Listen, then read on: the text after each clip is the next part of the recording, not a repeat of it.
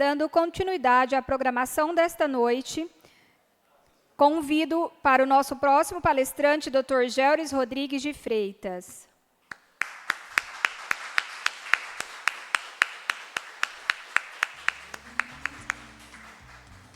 Convido também para compor a mesa o excelentíssimo senhor prefeito Eduardo Barizon.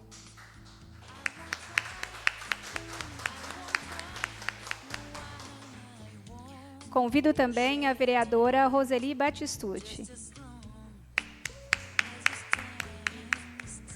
A nossa procuradora jurídica Maria Beatriz.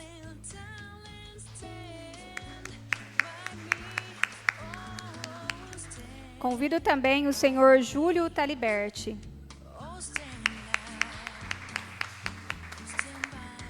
E convido a nossa vereadora Franciele Martins, também compondo a nossa mesa. É uma grande satisfação recebê-los na Câmara Municipal de Mococa para tratar de um tema de enorme relevância jurídica e social: direitos da pessoa com deficiência. Antes de passarmos à sua exposição, permita-me apresentar brevemente sua trajetória. O Dr. Géuris Rodrigues de Freitas é advogado, professor de Direito Constitucional, palestrante e escritor, com atuação voltada especialmente à defesa dos direitos da pessoa com deficiência, das pessoas com doenças raras e ao direito da saúde. Formado em Direito pela Faculdade de Americana, FAM, sua trajetória profissional também é marcada por sua experiência pessoal. Nascido com atrofia muscular espinhal, AME, vivenciou desde cedo desafios relacionados à acessibilidade, à mobilidade e à inclusão. Experiência que contribuiu para sua atuação na defesa desses direitos. É membro da Comissão dos Direitos da Pessoa com Deficiência da OAB São Paulo. Possui experiência na área parlamentar e, em 2025, lançou o livro Se Enxerga, uma jornada transformacional, no qual compartilha aspectos de sua trajetória e reflexões sobre resiliência e transformação. Atualmente, atua no escritório Freitas e Advogados Associados e como embaixador das doenças raras. Dr. Géuris, seja muito bem-vindo. É uma honra recebê-lo em nossa Semana Jurídica. Com a palavra, Dr. Géuris.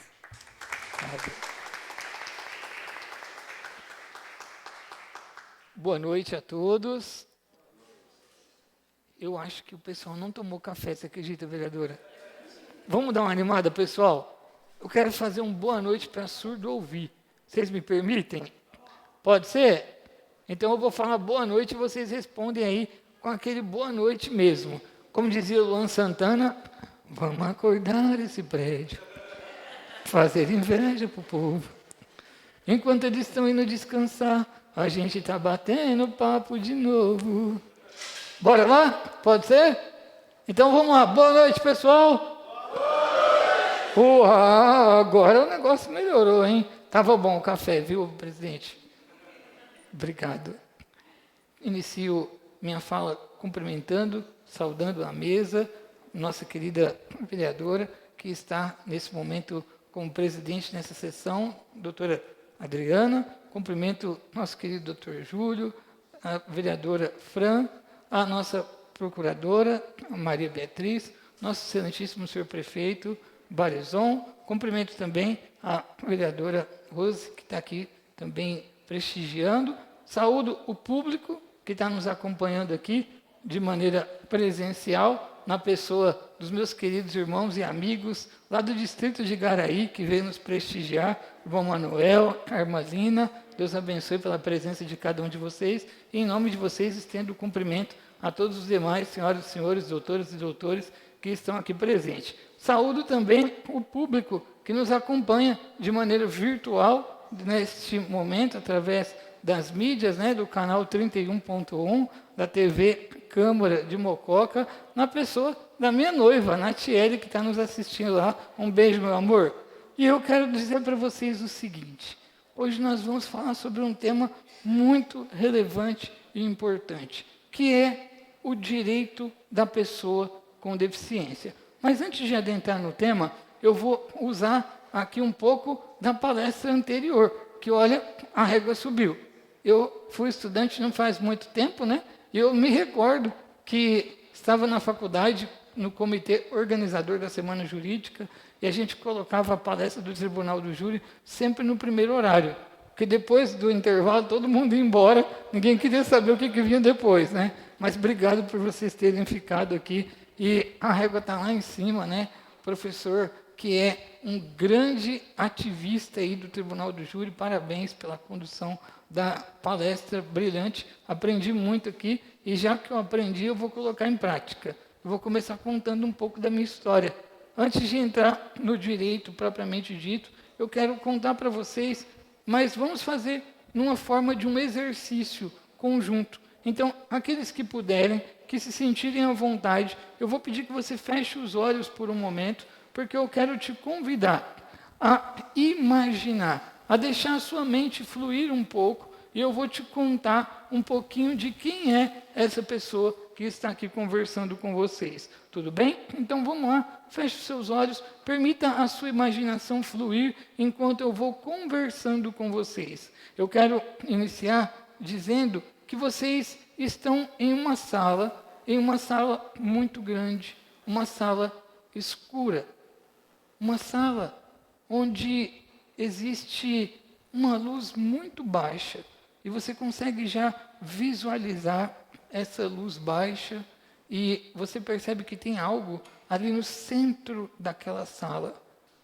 algo que está ali muito retangular, é grande, e você pode se aproximar deste objeto que está no centro da sala. Ele está em cima de uma mesa igualmente grande. E à medida que você se aproxima, você percebe que essa caixa retangular, bem grande, ela é feita de madeira. Essa madeira é uma madeira que tem alguns entalhes, ela tem alguns detalhes que foram feitos na mais alta carpintaria. E você se aproxima, tem uns detalhes em ouro que deixam aquela caixa um pouco mais bonita, um pouco mais, vamos dizer assim, adornada. E você pode se aproximar um pouco mais e você percebe que, na verdade, essa caixa retangular, ela é um caixão. Se aproxime mais, dê uma olhada de perto e você percebe que é daqueles caixões modernos, que tem uma janelinha de vidro na frente e que você pode olhar lá dentro. E veja, tem uma pessoa lá. Mas essa pessoa, ela não está morta. Ela está viva. Ela está se comunicando com você. Ela não pode se mexer, porque ela está trancada ali dentro, amarrada de braços e pernas. Mas ela consegue conversar com você. Pode abrir seu olho agora. Olha aqui para mim. Muito prazer. Eu sou o morto-vivo. Eu estou vivo, mas eu estou trancado dentro de um caixão, que é o meu próprio corpo. A minha mente funciona. Eu consigo me comunicar, eu consigo trocar palavras com cada um de vocês, mas o meu corpo não responde. A minha mente voa, mas o meu corpo não sai do lugar. Eu nasci com uma condição rara, chamada de AMI, e apesar do nome ser bonitinho, AMI, talvez derive do verbo amar, mas AMI significa atrofia muscular espinhal. É a segunda doença que mais mata crianças até os 5 anos de idade. E eu sou o terceiro filho do casal a nascer com a mesma doença, a nascer com a mesma condição rara. Infelizmente, os outros 2 vieram a óbito na idade de 5 anos, a menina, e o menino nasceu, permaneceu 20 minutos apenas com vida e veio a óbito. Eu sou o terceiro, antes mesmo do meu nascimento, os médicos chamaram os meus pais e disseram: olha pai, olha mãe, a legislação do nosso país permite o aborto terapêutico, que é uma excludente de ilicitude. É isso mesmo, doutor? Aborto é crime, mas em condições quando o feto não tem chance de vingar, ou que ele vai vir só para dar trabalho, a gente pode abortar. E aí chamou a mãe, o pai, e disseram exatamente dessa forma: vamos abortá-lo? A menina viveu muito, ela quase chegou nos 5 anos de idade, mas o grau da AME dele é mais forte, é mais severo, e ele não vai chegar nem perto de 5 anos de idade. Então, vamos abortá-lo? E ali a mãe olhou para o pai: não, doutor, não. Do jeito que ele vir, nós vamos criar. Do jeito que ele vir, nós vamos amar. Do jeito que ele vir, nós seremos os seus guardiões. Se ele passar aqui conosco um dia, 1 ano, 10 anos ou 100 anos, enquanto vida nós estivermos, nós vamos cuidar dele. E ali disseram isso, o médico disse: bom, a lei permite o aborto, mas ela não obriga. Então, a decisão final é de vocês.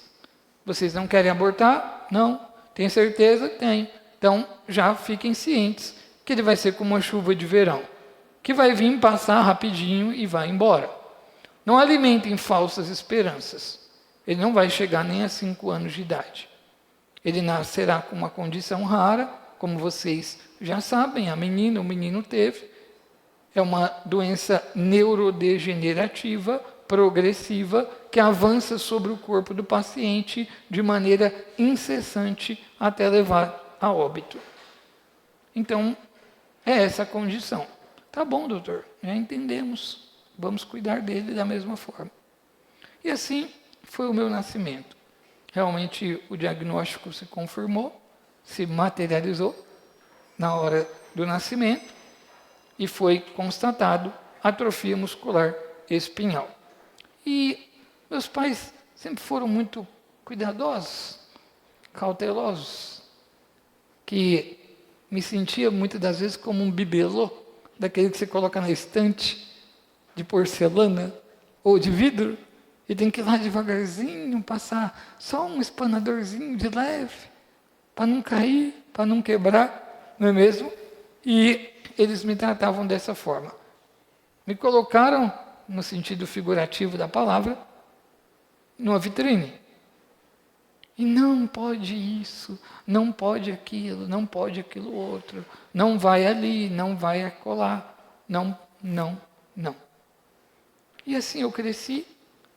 Quando atingi a marca, dos 5 anos de idade, uau, que conquista! Não ia chegar a 5 anos.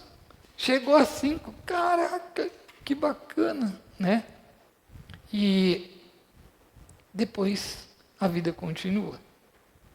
E ali, depois com 7, eu comecei a observar os coleguinhas indo para a escola e eu nada. Eles brincavam na rua, um soltava pipa, o outro jogava bola, pega, pega, pique, esconde, né? E eu não, ficava ali, sempre em casa. E eu fui me incomodando com aquilo. E tinha uma pergunta que se fazia muito para as crianças, e eu queria tanto que fizessem para mim, mas ninguém nunca fez essa pergunta, que é mais ou menos assim: oi, como é seu nome? O que você quer ser quando crescer? E essa pergunta nunca ninguém me fez. Talvez é porque sabiam que eu não ia crescer, que eu iria morrer a qualquer momento. Então, traziam essa condição e nunca me perguntavam. Mas eu já comecei a matutar. Falei, se um dia me perguntarem, eu tenho que saber responder. Então, eu vou me preparar. E sempre fui apaixonado por farda, doutor. Eu olhava policiais militares, olhava os bombeiros, e aquilo me enchia os olhos. Eu falava, eu queria ser um policial. Mas eu nunca vi um policial cadeirante, então não vai rolar. E ali eu comecei a observar aquilo de maneira mais próxima. Peguei amizade com um policial, posso falar o nome dele, o Roque, meu grande amigo, Eu falava, Roque, depois que você pega o bandido, o que acontece? Ele falou assim, eu levo para a delegacia. Eu, nossa, que legal. E chega lá, o que acontece? Eu entrego ele para o delegado. O delegado é ele que vai decidir? Num primeiro momento é. Falei, legal. E o que tem que fazer para ser um delegado? Aí o Roque falou para mim assim, bom, tem que fazer direito, tem que cursar direito, tem que fazer a faculdade, depois passar no concurso e tal. Eu falei, tá fácil. Tem mais algum requisito? Ele falou, tem que ter habilitação, tem que dirigir carro. Eu falei, putz, não vai rolar. Eu nunca vi um cadeirante dirigir carro, não vai ter como. E eu falei assim, tá, mas e aí, depois do delegado, o que acontece? Aí ele falou assim, aí entra 3 figuras na história. Aí eu falei, quem? Ele falou, o advogado, que vai defender o bandido, o juiz, que vai julgar o bandido, e o promotor, que é quem vai acusar o bandido. Aí eu falei assim, sério? E algum deles tem que ter habilitação para dirigir carro? Ele falou, não, geralmente esses caras têm um motorista particular, é tudo rico. Eu falei, uau, é isso que eu quero. Já saquei, é isso que eu quero. Eu falei, e qual que é o requisito? Ele falou, todos têm que fazer direito. Eu falei, pronto, é isso, eu nem sabia o que era fazer direito. Mas falou que tinha que fazer direito, eu falei, é isso que eu quero para a minha vida. E com 7 anos de idade, numa reunião de família em casa, minha prima, louca das ideias, olhou para mim e falou assim, Georges, o que você quer ser quando crescer? Eu falei, uau, é minha vez, é agora, vai rolar. E eu olhei e falei assim, eu quero fazer direito. Quando eu falei isso, parecia aquela cena do Chaves, em que está todo mundo conversando na classe e de repente fica todo mundo num silêncio total e só sobra o Chaves falando, é tudo culpa do professor Linguiça. Foi a mesma coisa, só sobrou eu falando, quando eu crescer eu quero fazer direito. E quando eu falei isso, minha família são majoritariamente pernambucanos. E pernambucano fala alto pra caramba. Nordestino de maneira geral, né? É cultural. Não é uma crítica, tá? É só uma constatação. E naquele momento, todo mundo ficou em silêncio. E por mais que ninguém dissesse absolutamente uma palavra, os olhares falavam mais.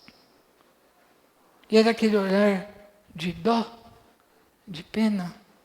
Tadinho. Ai, meu Deus, se ele soubesse que ele vai morrer a qualquer momento. Ele ia viver só 5 anos, já está com 7. Tadinho, né? Ai, Deus. Ninguém disse um A, mas o olhar dizia isso. E naquele momento, meu pai foi o responsável por quebrar o silêncio. E ele me olhou e disse, moleque, se enxerga. Olha para você, o filho de um motorista de ônibus, de uma empregada doméstica, falar que vai fazer direito. Já viu o tamanho dos livros que é o direito? Você já prestou atenção? Você não consegue segurar um copo com água. Está achando que você vai chegar aonde com essas manias de grandeza? Acorda para a vida, moleque. E eu pensei, meu Deus, meu pai? Poxa, quem era para estar me incentivando, não é mesmo? Quem era para estar me trazendo um empurrão positivo, me fala uma coisa dessas e eu falei, não estou acreditando. Mas internalizei aquilo e segui. Próxima data comemorativa que teve, não me recordo exato se era o meu aniversário ou se era o dia das crianças, mas eu me recordo que ao final do expediente chega meu pai em casa, depois do trabalho, carregando um embrulho bem grande. E ele veio, parou na minha frente com aquele embrulho, e eu imaginei que seria um presente que eu estava esperando há muito tempo. Algo que eu tinha pedido para ele. E ele parou na minha frente, eu fiquei todo feliz. Na minha mente veio absolutamente, ele vai se redimir. É um pedido de desculpas. E ele chamou minha mãe, disse: Fran, vem cá me ajudar a abrir o presente que eu comprei para os Geores. E eles começaram a abrir, e era um espelho bem grande. Ele disse: comprei para ver se você se enxerga. Comprei para ver se você realmente vê quem você é. E quando ele disse aquilo, eu peguei e fiquei olhando ali, parei alguns minutos, e o espelho depois foi colocado na porta do meu quarto. E está lá até o dia de hoje. Todas as vezes que eu sou colocado nessa cadeira de rodas, antes de sair do meu quarto, a primeira coisa que eu vejo sou eu mesmo. E eu faço essa reflexão todos os dias. Eu paro ali diante daquele espelho e eu fico, às vezes, alguns segundos, às vezes um pouco mais. E eu fico me olhando ali. A reflexão que, na grande maioria das vezes, eu faço é muito parecida com essa que eu vou dizer agora para vocês. Eu me olho e eu falo: meu Deus, que incrível. Uau! Eu ainda mexo do pescoço para cima e os dedos. Vocês têm noção do que dá para fazer com isso? Estados Unidos tem míssil teleguiado com o dedo. Dá para me destruir metade do mundo. Imagina o que dá para a gente construir, mexendo só do pescoço para cima e a ponta dos dedos. E hoje, a convite nosso querido amigo João Henrique, a quem tenho o privilégio de chamá-lo de amigo, e voltar nessa cidade a seu convite, obrigado, para falar sobre o direito das pessoas com deficiência. Eu trago a importância de nós sairmos do cerne da questão, que seria o direito propriamente dito, e nós enxergarmos além. Veja, o Brasil tem o maior arcabouço legislativo do mundo em proteção dos direitos da pessoa com deficiência. Um supoal de normas. Se nós fôssemos imprimir todas as leis que falam sobre direitos da pessoa com deficiência, dava para encher 2 caminhões bitrem facilmente.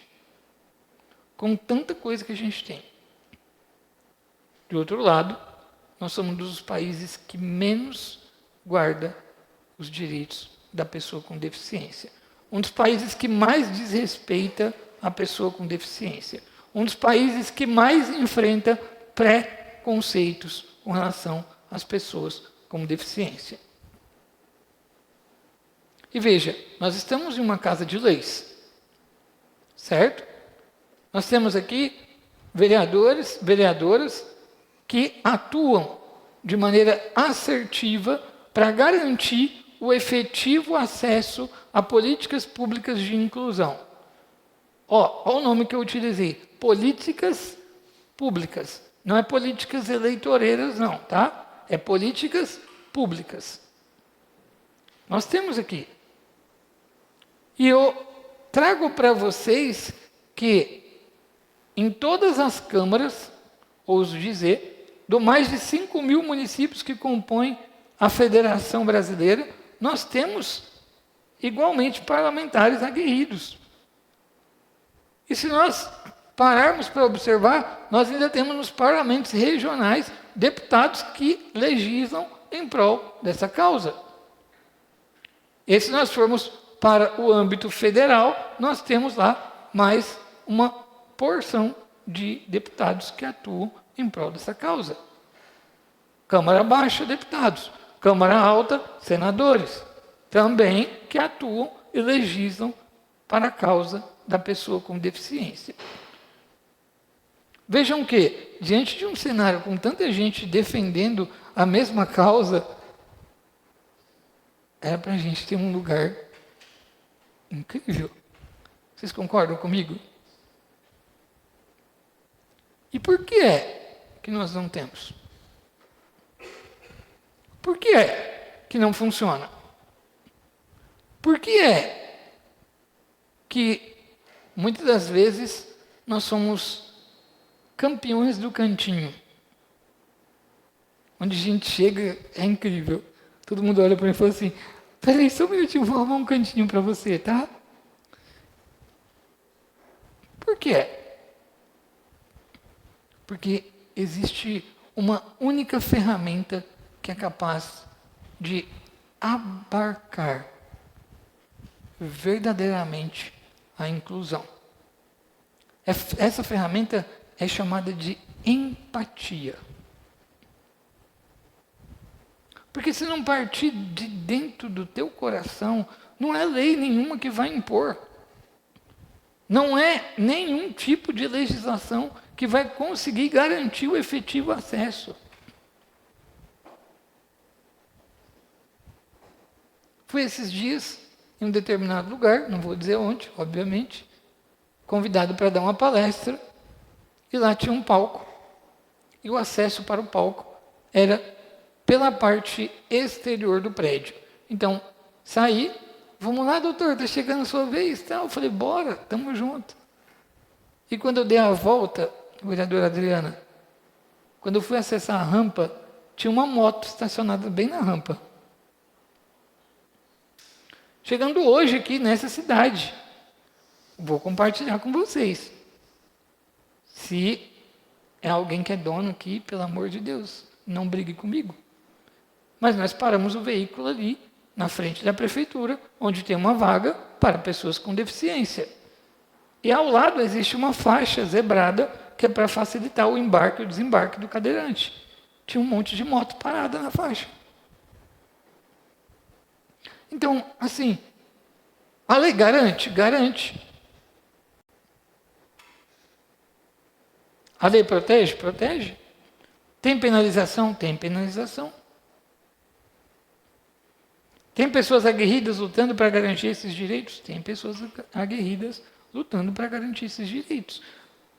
Porém, todavia, entretanto, enquanto nós não tivermos empatia para se colocar no lugar do outro e olhar para a causa como pessoas, seres humanos, sujeitos de direito, nós nunca vamos entender.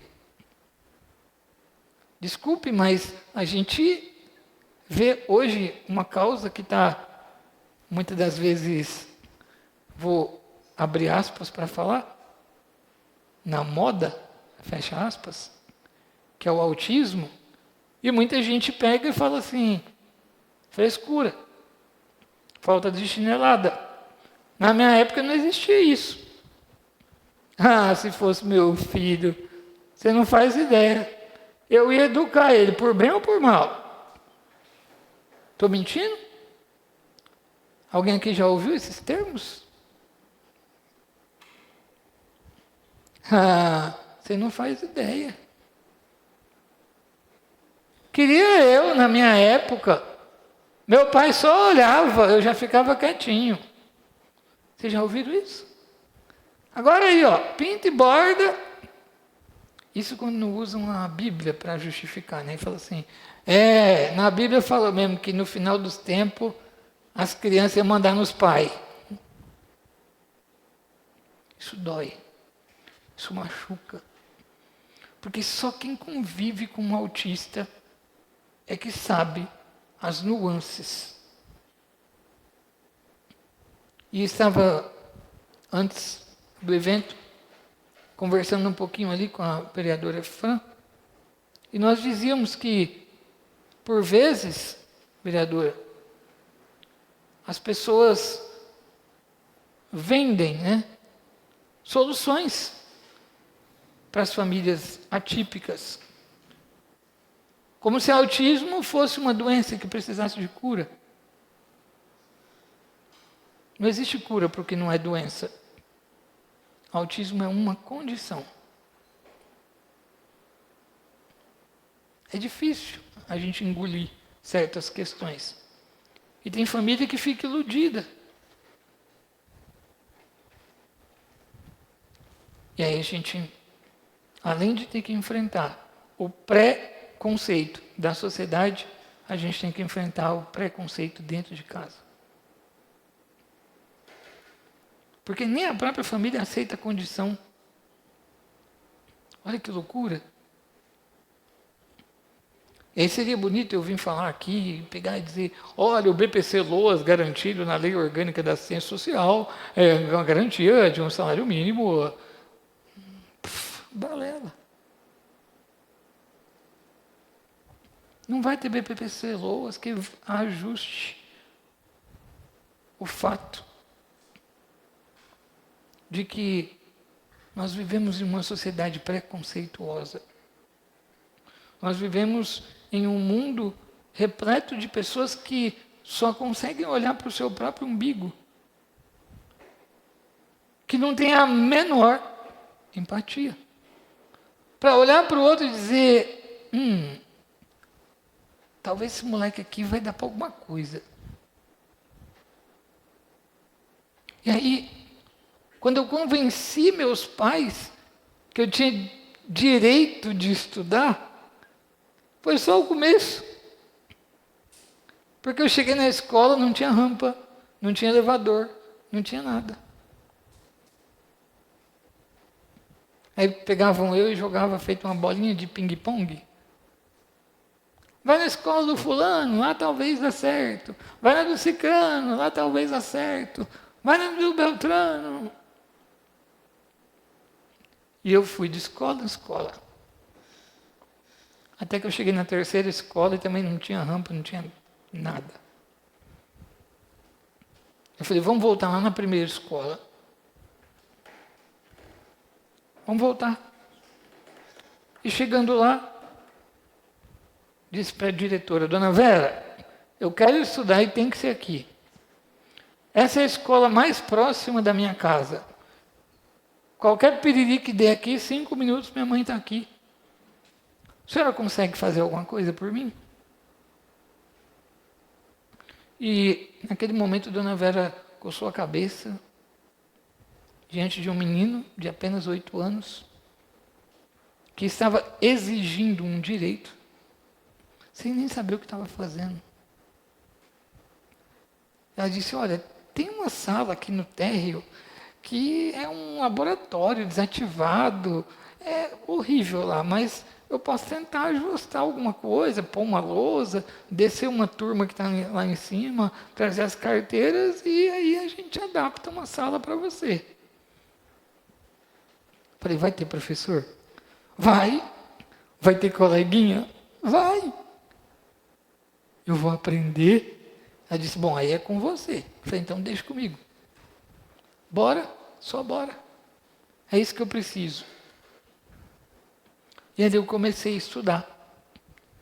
Na primeira série, com 8 anos de idade. Na metade do ano. Porque eles levaram um tempão para arrumar aquela sala. E vejam que o direito da pessoa com deficiência, a gente tem que começar. A gente precisa começar. Isso foi por volta ali de 2003, por aí. Só em 2023 que São Paulo sancionou uma lei obrigando que a escola da pessoa com deficiência tem que ser a mais perto da sua casa. Olha que loucura. Imagina se eu estivesse em casa, de braços cruzados, esperando. Mas o que, Georges, então, que você está dizendo? Você disse que lei não adianta em nada. Dona Vera teve empatia. Ela fez o melhor que ela podia, enquanto ela não tinha condições de fazer melhor ainda. Mário Sérgio Cortella. E assim eu iniciei a minha vida escolar. Assim eu tive oportunidade, que muitas das vezes centenas de famílias não têm. E aí, quando nós falamos de oportunidade, eu quero convidar vocês a olharem ao seu redor. lá na sua rua, lá no seu bairro, lá na sua cidade, tem alguém com deficiência, seja física, intelectual, auditiva, visual? Tem alguém? Você já teve curiosidade de oferecer ajuda? Veja, nós estamos aqui conversando com profissionais e futuros profissionais do direito, que vão garantir o efetivo acesso a uma palavra tão maravilhosa que eu vou até pedir vênia para falar. Justiça. Ó, sussurrado, então fica melhor ainda, ó. Justiça. Uau. Não é incrível? Mas a gente age mais ou menos assim, ó. Não é comigo mesmo. A família que lute. E a gente dá as costas e sai e vai embora. O que tem a ver com isso? Tem um ditado que diz assim, quem pariu, que mantém balanço, né? Não é assim? Se vira!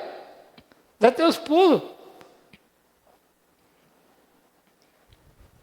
E aí, nós, enquanto seres detentores de direitos, cidadãos que somos, por vezes nós pegamos toda a carga de responsabilidade que é nossa e nós transferimos a um representante de um poder, a alguém, como se a culpa por tudo fosse simplesmente da vereadora Roseli, né?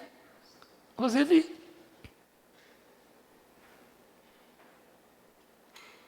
Sabe a Roseli? Sei, então, fui lá atrás do gabinete dela, pedi uma ajuda, ela nem tchum. Sério? Poxa, legal. Mas e você? O que você fez? O que nós realmente estamos fazendo para garantir o efetivo acesso a pessoas com deficiência?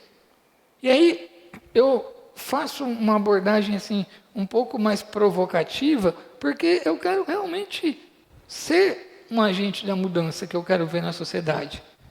Não basta eu cruzar os meus braços e transferir toda a responsabilidade para o Barizon e dizer, Barizon, você é o prefeito, meu irmão, está contigo agora e vai que vai, certo? Desculpa, cara, mas sei que quis ser prefeito. Você não foi lá pedir voto? Então resolve. Você é meu funcionário, eu pago o seu salário. Eu não pago imposto. A gente enche a boca, né? Vou falar, eu pago imposto aqui nessa cidade. Não é assim? Mas convocam-se audiências públicas, convocam-se debates, convocam-se congressos, convocam-se reuniões, muitas das vezes, da Associação de Moradores de Bairro. E dá sempre os mesmos. Meia dúzia de gato pingado. Ninguém diz nada. Aí o Barizon tem lá, um exemplo, 100 mil para gastar. E ele fala assim, olha só, eu, enquanto prefeito, quero fazer um orçamento participativo aqui na cidade. Vamos convocar aí toda a população para uma audiência pública na Câmara e nós vamos bater um papo onde nós vamos investir esses 100 mil reais. Ok? Nós vamos fazer um hospital veterinário ou nós vamos construir uma nova escola. A gente tem 100 mil. O dinheiro da prefeitura não é infinito. Se desse para fazer as duas coisas, com certeza ele faria. Principalmente pelo fato de que ele quer estar bem na popularidade. Não é mesmo? Mas aí ele convida a galera toda e vem 5 representantes da causa animal. Mais ninguém. A galera traz cartaz, protesta, faz o maior auê. Aí o Barizão fala assim, tá definido então, batido o martelo, vamos construir um hospital veterinário. Aí alguém chega nele e fala assim, poxa, esse prefeito é horrível. Preferiu dar atenção para os pets do que para as crianças. Ô criatura, mas tu não foi convidado para vir aqui para dar tua opinião? Por que tu não veio? Hã? Estou mentindo? É assim que funciona ou não? Aí a desculpa vem, né? Que depois eu ouço. Mas eu gosto de ouvir. Fala assim, eu já elegi ele para isso. Né? Que é para me representar. Esquecem o conceito de democracia, de participação. Esquecem o preâmbulo da Constituição que diz assim, que todo o poder emana do povo. Já os mais seguidos está escrito assim, que o exerce por meio de seus representantes eleitos. Sim, por isso mesmo. O representante eleito quer te ouvir. Mas você não participa. Você não faz sua parte. Você exige o direito da pessoa com deficiência, mas você estaciona na vaga e liga o pisca-alerta e diz, é 5 minutos, eu já volto. Você vê uma pessoa com deficiência sentada no meio da calçada, ela balançando um chapeuzinho dizendo, pelo amor de Deus, me dê uma moeda. Não estou incentivando aqui a questão de pedintes, tá? Mas nós somos operadores do direito. Perde um tempo, senta ali do lado e fala assim, viu, eu não tenho uma moeda para te dar aqui agora, mas eu queria entender, o que aconteceu com você? Você recebe um benefício de prestação continuada? Você precisa de uma ajuda? Vou contar um segredo para vocês.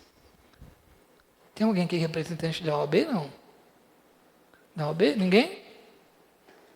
Então posso falar. Posso? Autoriza? Não precisa ser advogado. Não precisa ter a carteira da ordem para atuar no previdenciário. Administrativamente não precisa. Você sabia? Advogados que estiverem me ouvindo depois, um abraço. Mas é verdade, vocês sabem. Qualquer pessoa pode ser um representante legal perante o INSS para pleitear um benefício em nome de outrem. Mas a gente passa, quase tropeça no carinha que está sentado na calçada pedindo uma moeda. E às vezes ele tem um direito constitucional garantido e nem ele sabe. E a gente tropeça e fala assim, você é um vagabundo, ao invés de trabalhar, fica aí pedindo dinheiro. Desculpa o palavreado, mas é o que está no consciente coletivo. Doideira, né? Mas talvez aquela pessoa só precisava de uma oportunidade. Que já está garantida em lei, inclusive. Eu inicio minha trajetória, portanto, na primeira série, com 8 anos, como disse, na metade do ano. E dali eu nunca mais parei. Ensino fundamental, depois ensino médio, depois ganhei uma bolsa de estudos através do ProUni, fui para a faculdade, 5 anos de faculdade, e parece que toda hora o pessoal vai subir na régua, né? Aí fala, agora eu quero ver. Agora vai, vamos ver. Terminar o ensino médio é fácil, quero ver passar no vestibular. Fui lá, passei. Passar no vestibular é fácil, quero ver pagar a faculdade, ganhar a bolsa. Então na faculdade é fácil, quero ver não ficar de DP. Estudei 5 anos sem pegar uma DP. DP lá para a gente é a reprovação, né? A dependência, né?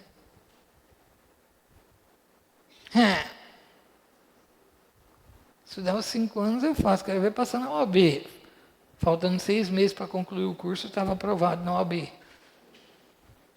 A OAB é fácil, eu quero ver o TCC, 10. Penal. Sou apaixonado por penal. Mas não se iludam, a gente casa mesmo com civil. Brincadeira, doutor. Mas depois vai subir na régua. Terminou a faculdade, passou na OAB, fez o TCC, é fácil. Quero ver ingressar no mercado de trabalho. Deixa eu te contar um negócio. Pode falar. O Brasil tem mais faculdade de direito do que o restante do mundo inteiro. Nós formamos mais profissionais do que... Tem mais advogado do que pastor. Jura? Que legal. Se você não tiver isso aqui... Vocês já ouviram alguma coisa parecida com isso? Não.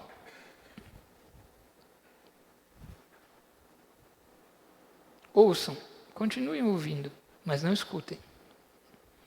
Tem realmente muito profissional por aí. Muito profissional meia boca. Muitas pessoas que levam o direito com pouca importância.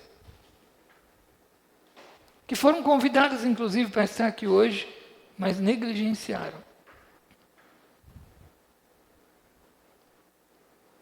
Porque julgam que são detentores de um vasto conhecimento ao ponto de não precisar estar numa semana jurídica. Deus do céu, nas semanas jurídicas da minha faculdade, eu fazia tantos contatos. Hoje em dia o pessoal chama de network, né? Fazer tanto network, doutor. Ixi, meus colegas de profissão hoje, que a gente faz as parcerias aí, é tudo que eu conquistei na semana jurídica. E são grandes nomes, que eu tenho o privilégio de chamá-los de amigos. Olha que loucura. Vocês têm noção quem que está aqui com a gente? O Dr. Harrison ela é simplesmente uma referência. A gente teve a oportunidade de ouvi-lo falar, caraca. Eu estava ali quase falando, lindo! Com todo respeito, tá? A noiva dele vai querer me bater daqui a pouco. É brincadeira, calma. Mas é sério. Poxa. E as pessoas perdem oportunidades, sabe? Então, desses profissionais que perdem oportunidade, realmente está lotado por aí. Mas de profissionais que estão ali, sedentos pelo direito. Sedentos por aprender coisas novas, por vislumbrar, por construir, por transformar a sociedade em que vivem. Poxa, está escasso. Está escasso, está faltando. Não está, doutor? Está fácil encontrar bons parceiros na advocacia? Eu falo porque eu vivencio isso. Fui fazer uma contratação essa semana, marquei para segunda-feira a estagiária começar. 12:00. Porque eu sei que estagiário não gosta de acordar cedo. Deu 12:30, eu não tinha recebido nenhuma mensagem e também não recebi ela no escritório. Aí eu mandei mensagem para ela. Oi, tudo bem? Lembra que era hoje que você ia começar? Estou te esperando. Quando foi 18:30, ela respondeu a mensagem. Doutor, eu tive um imprevisto. Esse tipo de profissional que a gente quer ser? Entende? Então, realmente, está lotado de profissionais por aí. Mas bons profissionais, a gente tem uma dificuldade severa de encontrar. E eu depois de formado, tive o privilégio de fazer algumas pós-graduações e me conectei com alguns ramos do direito, com o objetivo realmente de aprender, de me aperfeiçoar e de ser um bom profissional e oferecer o melhor serviço para o meu cliente. As portas do mercado de trabalho se abriram, como foi dito aqui anteriormente. Atuei na esfera política, fui 1 ano e 8 meses assessor do secretário de saúde da minha cidade, depois fui coordenador de políticas públicas de inclusão, depois fui assessor parlamentar no maior parlamento regional da América Latina, que é a Assembleia Legislativa do Estado de São Paulo. Tenho meu próprio escritório hoje. E tudo isso mexendo do pescoço para cima e a ponta dos dedos. Ah, mas o Georges é fora da curva, ele tem um QI elevado. Não, fiz o teste do QI e eu estou abaixo da média. Mas eu tenho vontade, isso eu tenho. Ah, meu amigo, você não fala duvido para mim 2 vezes não, que você vai ter problema. E quando eu estava ali com 19 anos, eu chego e percebo que a minha deficiência tem alguma história que está mal contada. Eu preciso entender melhor como é que funciona essa deficiência que eu tenho. E numa pesquisa, eu encontro um estudo em desenvolvimento nos Estados Unidos, o primeiro tratamento para atrofia muscular espinhal do mundo, em fase de testes. Faltava aprovação pelo FDA, que comparado aqui no Brasil seria a Anvisa. E eu falei, caramba, que da hora. Eu estava no 1º ano de faculdade. E eu falei assim, é esperança para quem tem AME. Usando o Google Tradutor, tá? Fui lendo os estudos, aprofundando. Falei, é loucura demais. E lá estava escrito assim, em ensaios clínicos, os testes foram positivos no seguinte sentido, paralisou a doença não está mais avançando no corpo dos pacientes. Eu falei, meu Deus, sensacional. Nós fizemos trazer isso para o Brasil. Aí eu dei uma de doido. Peguei o e-mail da farmacêutica, joguei no Google Tradutor uma carta, conversando mesmo com eles. Falando, olha, a gente aqui no Brasil está ansioso para receber os estudos. Manda para cá também. Quem sabe, né? Aí eles falaram, responderam. Oi, que doido. Responderam. Prezado Georges. Claro, o Google Tradutor também, que eu não falo inglês não, tá? Aí descobri lá, eles falaram que eu estava quase aprovando, aguarda mais 1 mês e pouco, que a gente já vai ter uma resposta definitiva e tal. A gente volta a entrar em contato com você. Aí me chamaram, depois de 1 mês. Olha, o FDA aprovou a medicação, agora a gente já pode comercializar para o mundo. Vamos mandar a pasta aí para você no Brasil. Eu falei, manda que eu vou ser o representante aqui. Chegou a pasta, peguei o carro com a cara e com a coragem, eu e meus pais, e fomos para Brasília. Sem uma reunião marcada, sem conhecer ninguém absolutamente. Falei, vou lá bater na porta. Dizem que é aberta ao público, é a casa do povo, é lá mesmo que eu vou. E começamos uma briga lá em Brasília. Chegava em determinados gabinetes, a porta vinha bem na cara. Em outros, vem cá, entra aqui, vamos conversar. E eu falando, tem esse medicamento, assim, assim, assim, tal. E fui explicando. E trazendo informações. E trazendo conhecimento. E aplicando as informações que eu tinha recebido naquela mesma semana na faculdade. E bora que vamos construir. Passei por quase todos os 513 gabinetes de deputado. Quase todos os 81 gabinetes de senadores. Um dizia, vamos ver. O outro, vamos lá. Quem sabe, não sei o quê. Tal. E eu falando, gente, é Constituição. É direito à saúde, é garantido. é um dever do Estado. E a resposta deles, não tem dinheiro. O Brasil está saindo de uma grave crise econômica, financeira. Acabou de derrubar o governo da Dilma, não vai ter dinheiro para poder pagar isso aí. Pedalada fiscal, não sei o quê. E eu, entendi. Mas vocês não estão entendendo o que eu estou falando de direito. Já está garantido. Até que um dia, depois de muita insistência, eu consigo ficar frente a frente com o ministro da Saúde do Brasil. E eu olho para ele e falo, ministro, sem essa medicação, os pacientes com AME, são 7 mil pacientes no Brasil, a grande maioria estão nesse momento acamados nas suas casas, respirando por aparelhos com semi-UTIs ou UTIs instaladas dentro de suas casas. E se eles não tomarem essa medicação, eles vão vir a óbito.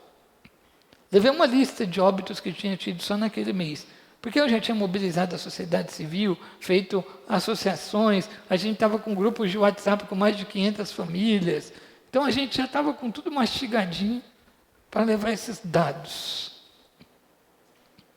E o ministro olha para a minha cara e fala assim, no que depender de mim, você e todos esses pacientes vão morrer. Porque existe um princípio no direito chamado de princípio da reserva do possível. Eu não tenho dinheiro infinito. Esse medicamento custa 3 milhões de reais por ano para cada paciente.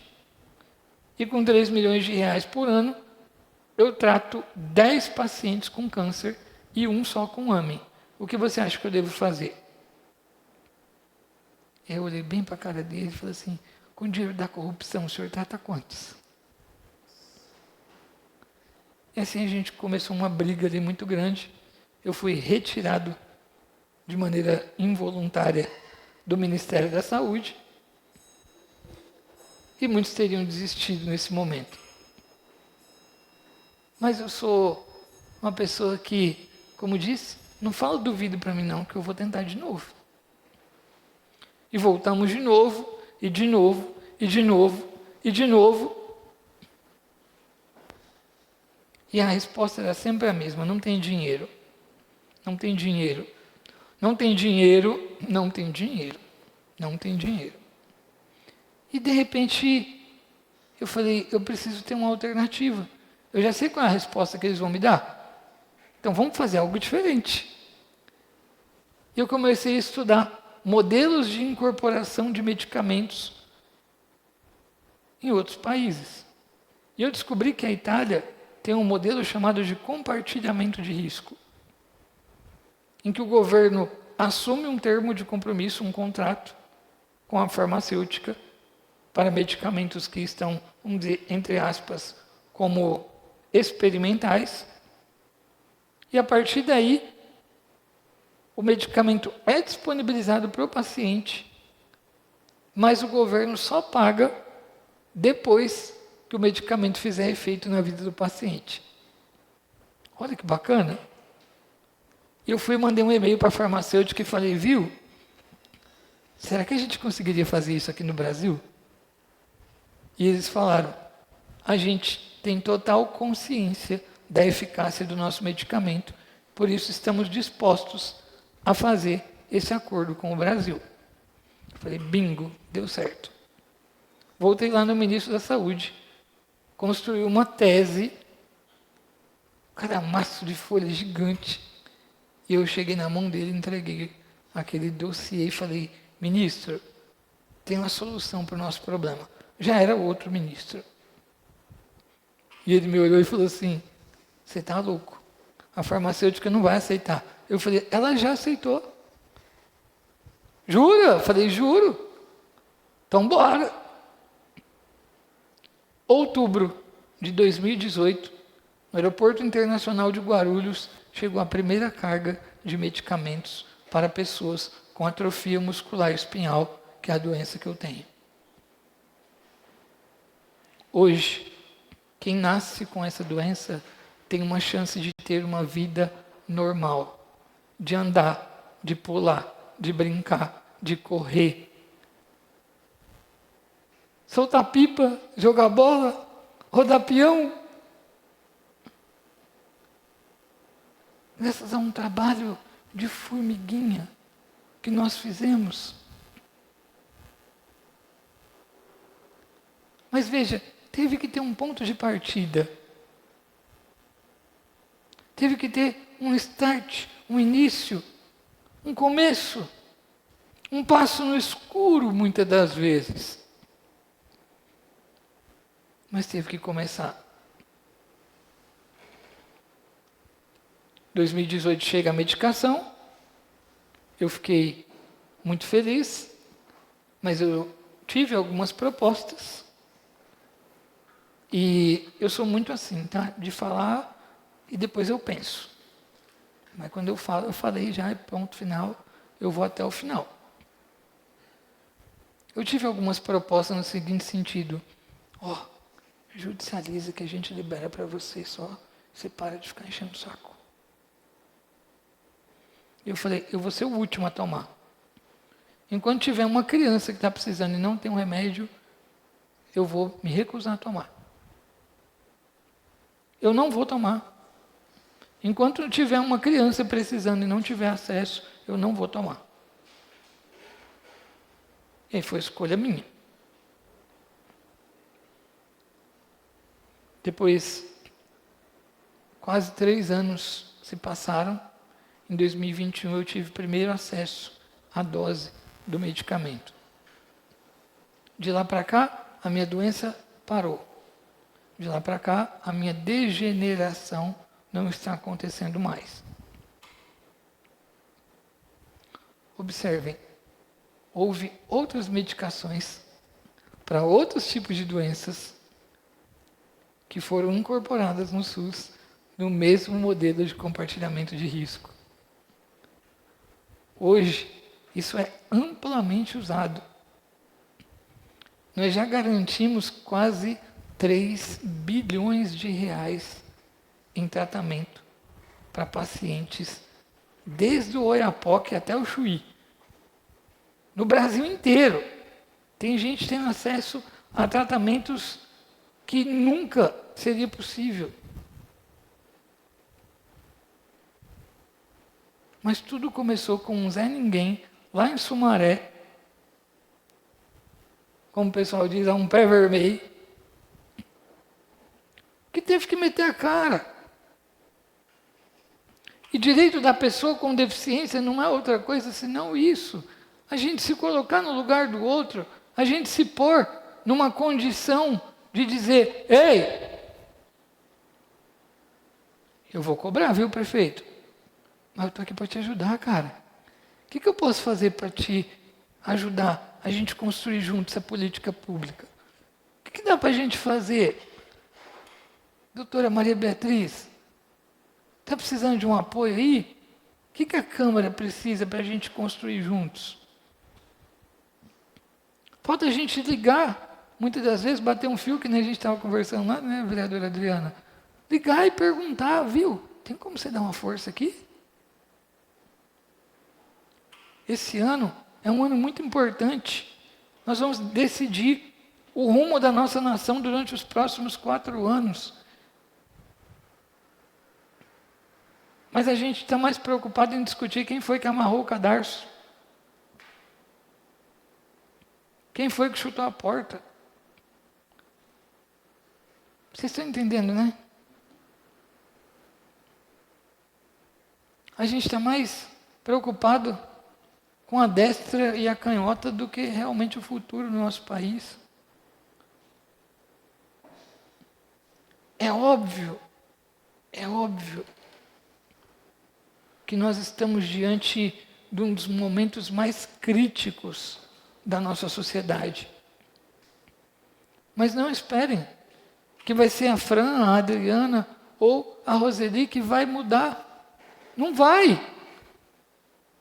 Não espere que vai ser o Barizon que vai resolver o problema de Mococa. Quem vai resolver o problema de Mococa são os mocoquenses. Somos nós, cidadãos, sujeitos de direito. Somos nós que fazemos o futuro que nós queremos para a nossa sociedade. E se nós queremos falar de inclusão hoje, eu vou parafrasear um versículo bíblico que diz assim, Ide por todo o mundo pregar o evangelho a toda criatura. Aquele que crê e for batizado será salvo. Vocês já ouviram esse versículo, né? Eu vou parafrasear ele, vou dizer assim: ide por todo mundo e pregar empatia.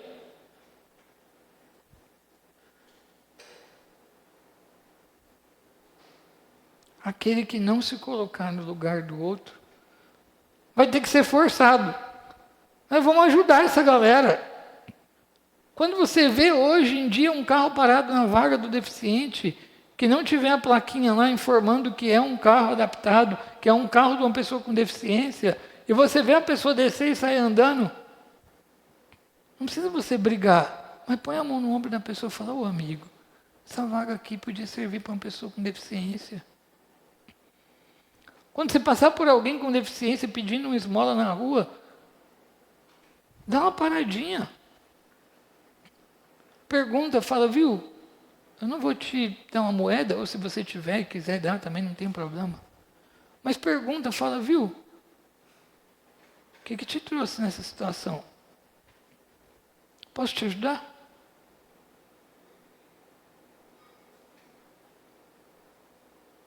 Não é à toa que somos chamados de operadores do direito. Somos nós que operamos isso. Ou não?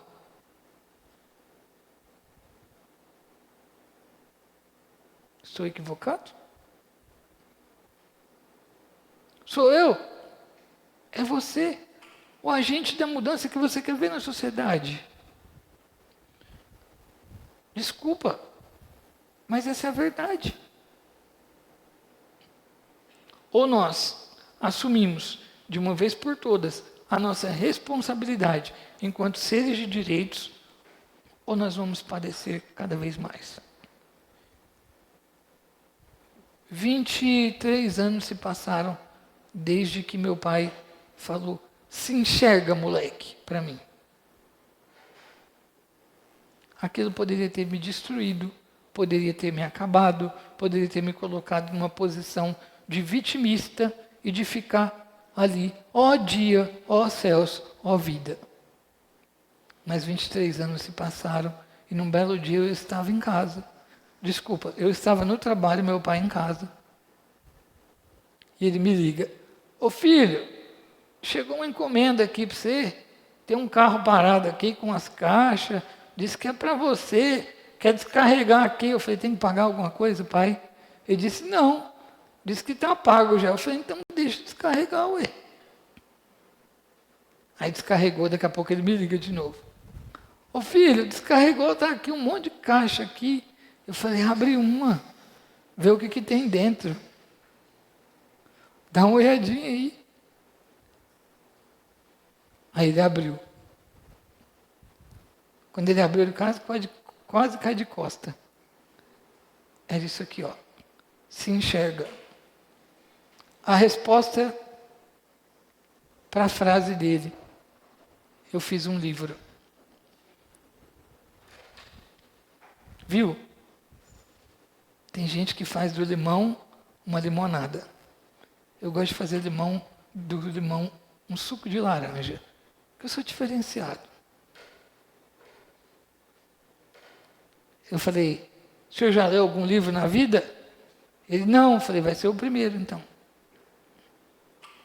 Esse é meu pai. Vem cá, pai. Sim, foi ele que falou aquelas palavras duras para mim. Foi ele que iniciou diante de uma situação, muitas das vezes, que muitos parariam. Mas foi a realidade que ele vivenciou na infância dele. O pai dele falou para ele: estudar não dá camisa para ninguém. Toma aqui um cabo de enxada, vai carpir mato. Quando ele viu um filho sentado, sem condição de carpir mato, ele falou: preciso fazer alguma coisa. E ele sempre soube que eu era daquele que, quando você fala não põe o dedo na tomada, a criança vai e põe só de pirraça. Eu sempre fui essa criança. Então ele me desafiou. E pai, obrigado por aquele espelho. Eu pude me enxergar de verdade. E você que está aqui hoje, você que está nos assistindo online, Você que vai assistir depois. Você já se enxergou hoje? Você sabe quem você é? Você sabe onde você está nesse momento? E mais ainda, você sabe onde você quer chegar? Só existe uma única barreira entre você e aquilo que você almeja para a tua vida. Essa barreira se chama você mesmo. Acredite mais em você. Acredite no seu potencial. Acredite na vida que você almeja. Eu conheci uma mulher que o sonho dela era ser mãe.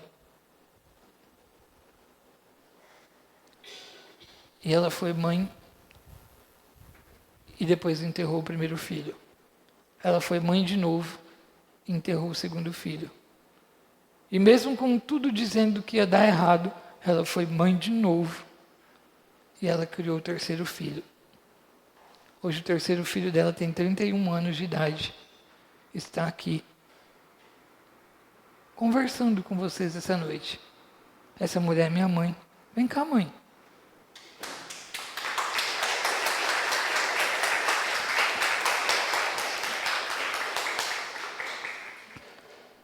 Sabe o que é o fracasso? Eu vou dizer para vocês.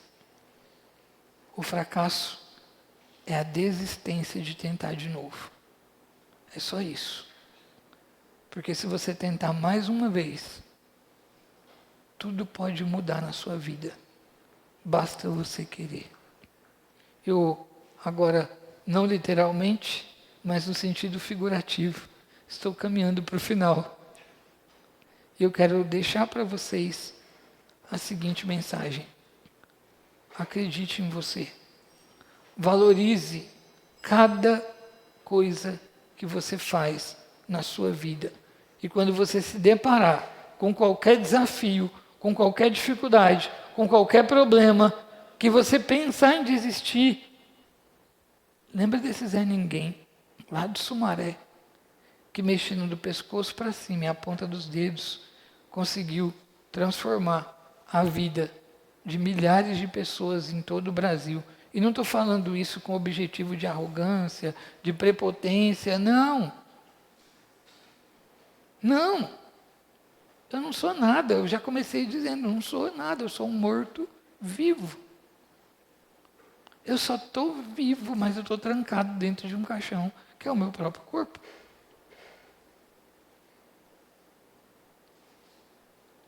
Mas se só mexendo do pescoço para cima e a ponta dos dedos, a gente fez tanto. O que é que tu pode fazer? Mexendo aí por completo. Tendo total condições de levantar a hora que você quer levantar, deitar a hora que você quiser deitar, beber água a hora que você quiser beber água, comer a hora que você quiser comer, sem precisar de qualquer pessoa para sequer chegar perto e pôr na sua boca. Tem uma coisa que todo mundo faz, que era meu sonho poder fazer. Abrir a porta da geladeira para poder pensar. Vocês fazem isso, não faz? Fala sério. Gente, é incrível. Eu nem isso não consigo. Se eu quero comer, alguém tem que pôr na minha boca. Se eu quero beber, alguém tem que pôr na minha boca. Se eu quero me vestir, alguém tem que me vestir. Se eu quero tomar banho, alguém tem que me dar banho. Etc, etc, etc. Vocês conseguem ir além na imaginação, né? E entender o que está acontecendo. Você tem problema realmente? Ou você tem uma desculpa?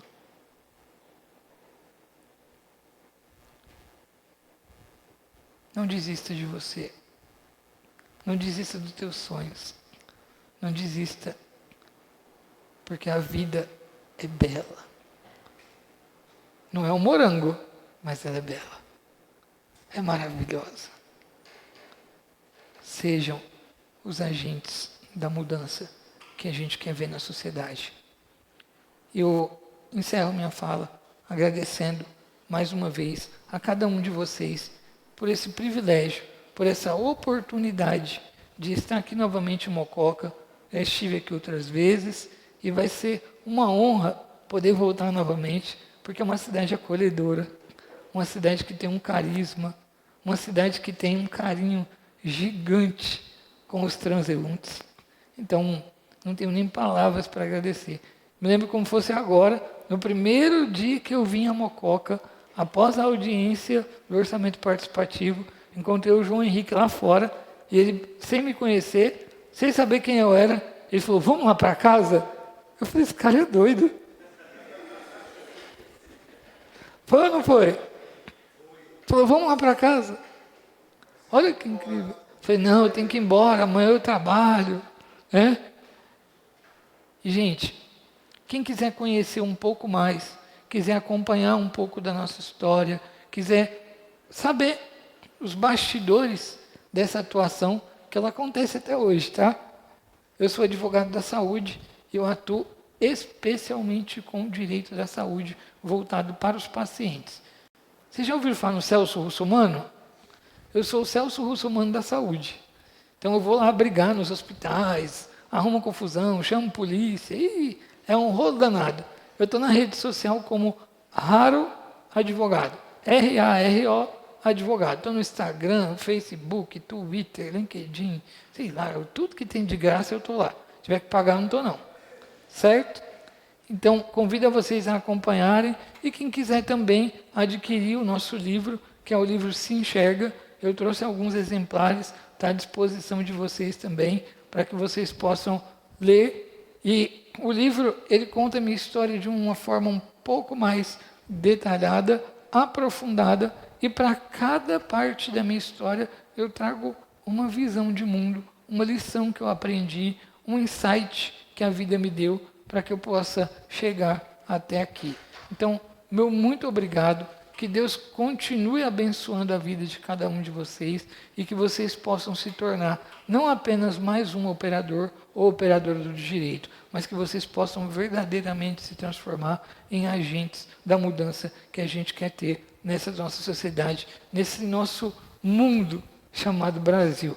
Um beijo.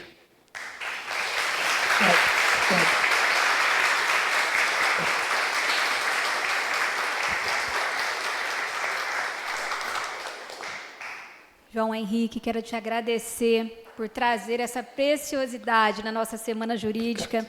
Quantas pessoas aqui hoje não choraram com a história dele, né?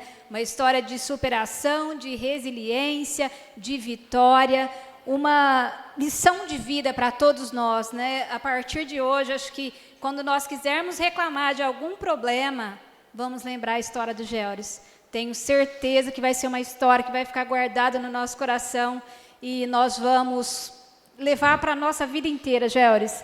Essa palestra de hoje foi maravilhosa.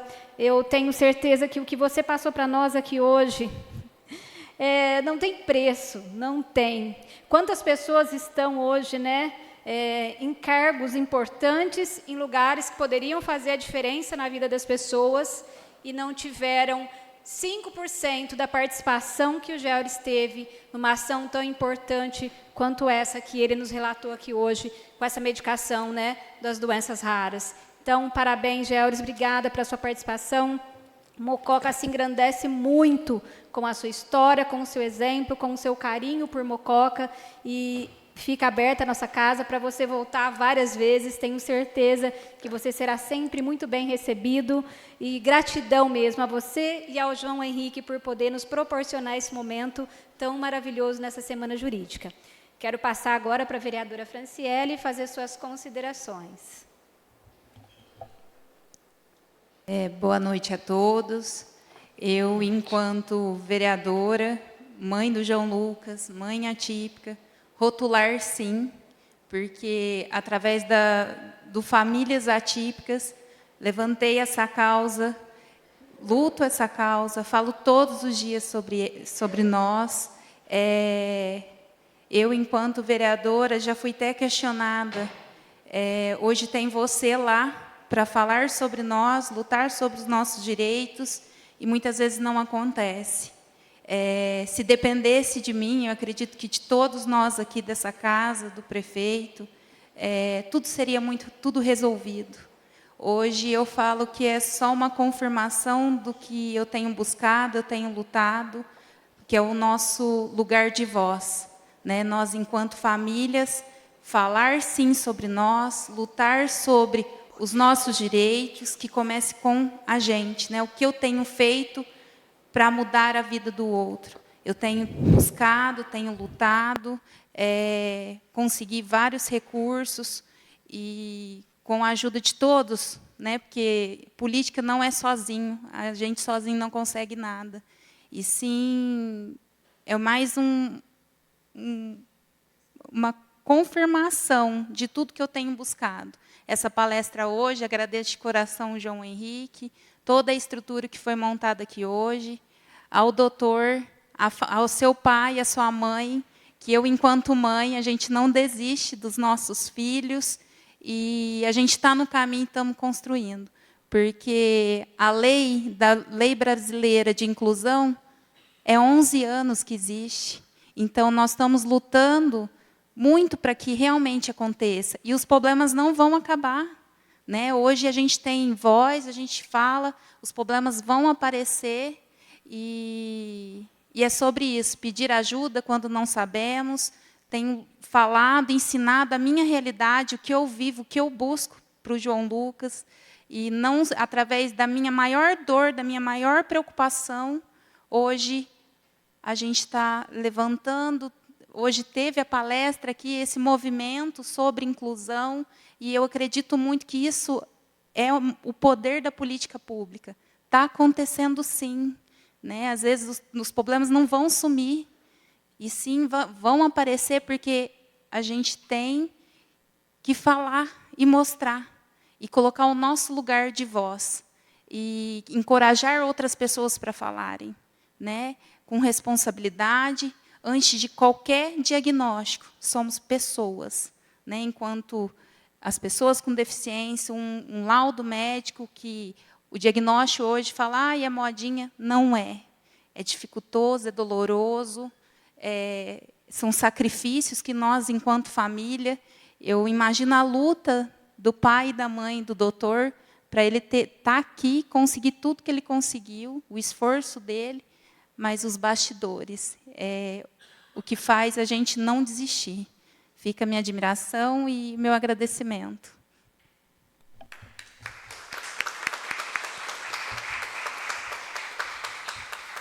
Obrigada, vereadora. Agora eu chamo a Caroline, funcionária dessa casa, para a gente fazer o sorteio do livro Se Enxerga.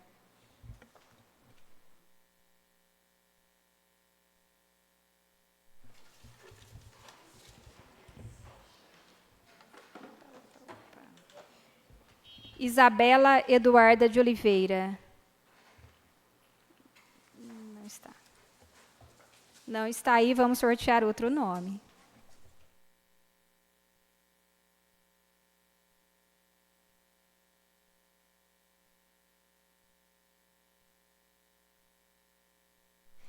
Gabriele Zacarão. Não está? Também não, tira do todo. Marcela Cardoso. Também já foi. Olha. Vixe, Maria. Raquel Helena da Silva Gonçalves. Parabéns. Convidadora Franciele para estar entregando o livro.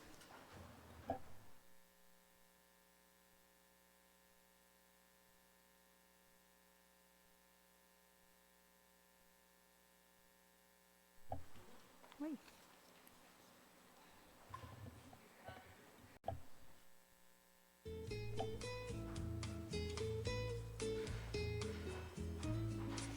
Parabéns, Raquel. Você tem que ler esse livro. Você sabe por quê, né? Eu convido agora o Dr. João Henrique, nosso controlador interno dessa casa, para estar entregando, em nome da Escola do Legislativo, o certificado de participação do Dr. Gelres nessa semana jurídica desta casa.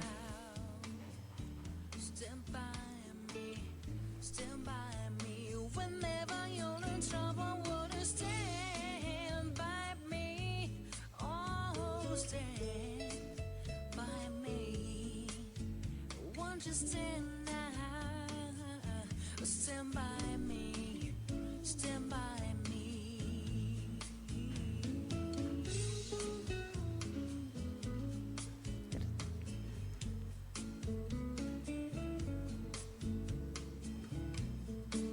Tá bonito. É carinho agora.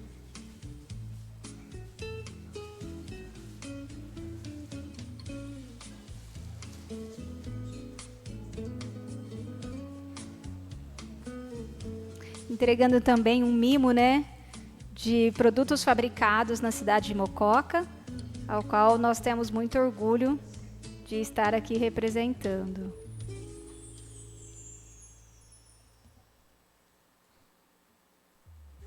Muito bem.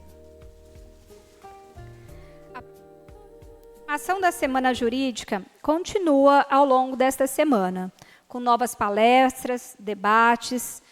Nós agradecemos a presença de todos vocês. Esperamos que venham também até sexta-feira.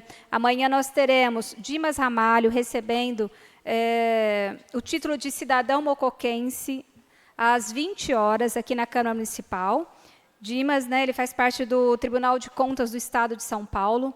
Então, nós aguardamos vocês. Teremos também uma palestra sobre IA.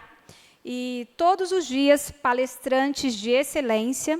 E eu tenho certeza que todos aqui preparamos essa semana com muito carinho, com muito cuidado, né, doutor Júlio, para que vocês tenham realmente os melhores palestrantes nessa Semana Jurídica. Então, nosso muito obrigado, em nome da Câmara Municipal e da Escola do Legislativo. Uma boa noite. Obrigada a todos vocês pela presença.